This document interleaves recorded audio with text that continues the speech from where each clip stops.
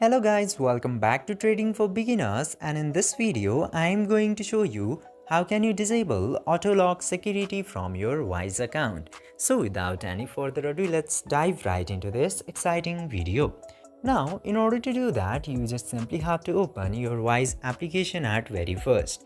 And after opening the Wise application, if you have enabled auto lock, it will show this fingerprint unlock option. Simply unlock your Wise at very first, and after that you just simply have to go over your profile icon, and after going into there you will get to see this setting option in the general option. Simply select settings and then choose privacy and security. Now after coming into this page, you will get to see this auto lock security enabled.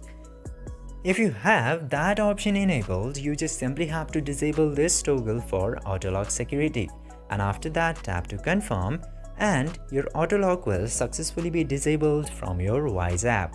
I hope this video was informative for you. If yes, don't forget to like, share and subscribe to the channel to never miss another update. Thank you for watching the video.